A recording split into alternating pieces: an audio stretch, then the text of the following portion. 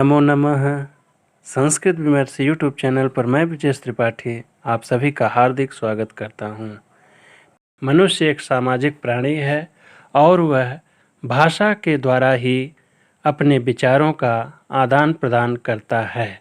भाषा भाष धातु से बनी हुई है, जिसका अर्थ है स्पष्ट उच्चारण। किसी भी भाषा का शुद्ध बोलना, शुद्ध लिखना और शुद्ध पढ़ना उसके व्याकरण पर निर्भर करता है। वेदांग में वर्णित व्याकरण को वेद पुरुष का मुख कहा गया है। मुखम व्याकरणम स्मृतम। व्याकरण शब्द बी आ क्री धातु ल्युट् प्रत्यय के योग से निष्पन्न है, जिसका आशय है व्याक्रियन्ते व्युत्पाद्यन्ते शब्दाः अनेन इति व्याकरणम, अर्थात जिसके द्वारा पदों की प्रकृति तय का विवेचन तथा पद के स्वरूप व अर्थ का निर्णय किया जाता है, वह व्याकरण है। सबसे प्राचीन व्याकरण इंद्र व्याकरण महर्षि पाणिनि की रचना अष्टाध्यायी व्याकरण का पथ प्रवर्तक ग्रंथ माना जाता है। व्याकरण को सुव्यवस्थित, क्रमबद्ध व वैज्ञानिकता के कलेवर में उपलब्ध कराने का श्रेय इसी ग्रंथ को जाता है। अष्टाध्यायी में 8 अध्याय हैं व प्रत्येक अध्याय 4-4 पादों में विभक्त है और लगभग 4000। महर्षि पाणिनि के बारे में प्रसिद्ध है कि वह बचपन में पढ़ने में बहुत प्रखर नहीं थे। तब उन्होंने शिव की आराधना की और शिव के डमरू से निकले हुए ध्वनि समूह को 14 माहेश्वर सूत्र के रूप में परिवर्तित कर अष्टाध्यायी की रचना की। 14 माहेश्वर सूत्रों के आधार पर संस्कृत वर्णमाला का विचार विमर्श प्रारंभ हुआ। किसी भी भाषा की सबसे छोटी इकाई वर्ण है अथवा वह मूल ध्वनि जिसके खंड या टुकड़े नहीं हो सकते, वह वर्ण है। वर्ण का एक अपर नाम अक्षर है। न क्षरतीति अक्षरः, अर्थात जिसका कभी नाश नहीं होता, वह अक्षर है। जैसे अ, ई, उ, क, च, ट, त, प आदि। सबसे पहले वर्ण के 2 भेद होते हैं, स्वर और व्यंजन। स्वर की परिभाषा क्या है? स्वयं राजन्ते इति स्वराः, अर्थात जो स्वतंत्र होते हैं अथवा जिन वर्णों का उच्चारण किसी दूसरे वर्ण की सहायता के बिना ही हो जाता है, उन्हें स्वर कहते हैं। स्वर का एक और नाम अच भी है। संस्कृत में कुल 13 स्वर हैं। स्वर वर्णों के प्रमुखतः 3 भेद होते हैं। पहला ह्रस्व स्वर, दूसरा दीर्घ स्वर और तीसरा प्लुत स्वर। जिन वर्णों के उच्चारण में कम समय लगता है या एक मात्रा का समय लगता है, उसे ह्रस्व स्वर कहते हैं। जैसे अ, ई, उ, री, ली। दीर्घ स्वर जिन वर्णों के उच्चारण में ह्रस्व स्वर का दुगना समय लगता है या 2 मात्रा का समय लगता है, उसे हम दीर्घ स्वर कहते हैं। जैसे आ, ई, उ इत्यादि।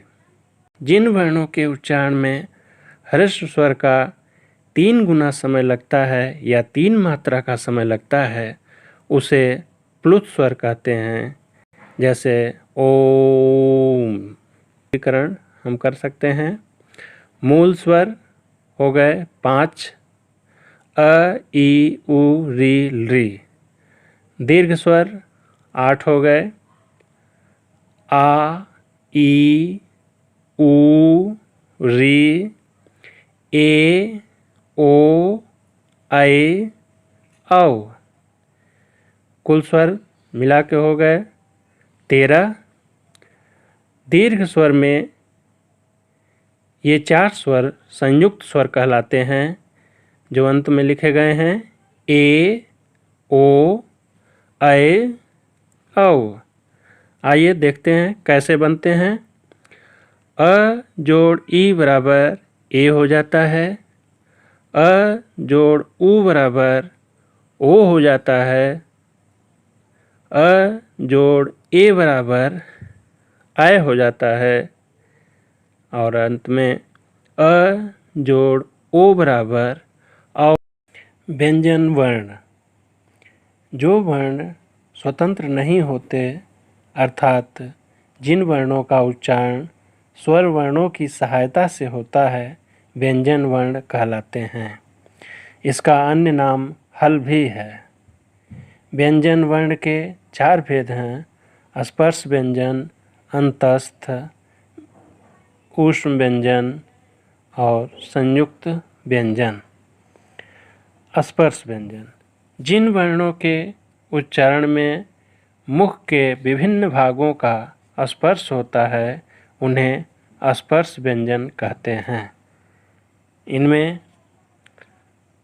क वर्ग, च वर्ग, ट वर्ग, त वर्ग और प वर्ग, यानी क से म तक के कुल 25 वर्णों का प्रयोग। अंतस्थ व्यंजन। अंतःकरण से उच्चरित होने वाले वर्ण अंतस्थ हैं। इन्हें अर्धस्वर भी कहा जाता है।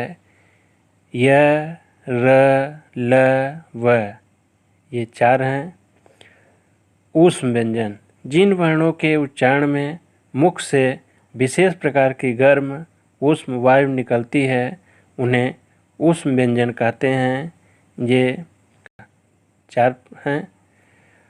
इस तरह कुल व्यंजन हो जाते हैं स्पर्श व्यंजन के 25, अंतस्थ के 4 और ऊष्म व्यंजन के 4, 33 हो जाते हैं।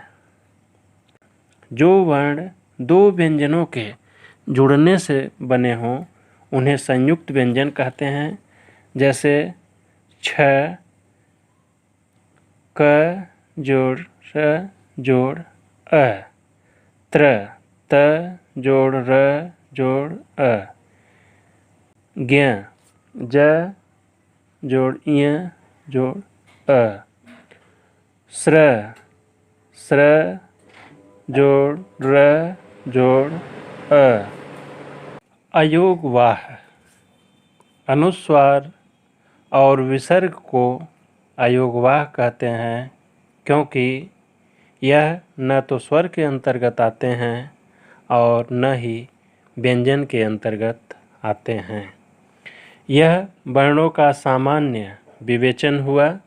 संस्कृत में स्वर के ह्रस्व, दीर्घ, प्लुत, व्यंजन, अनुस्वार, विसर्ग, जिह्वामूलीय, उपधमानीय, यम आदि के भेद से वर्णों की संख्या 63 या 64 मानी जाती है।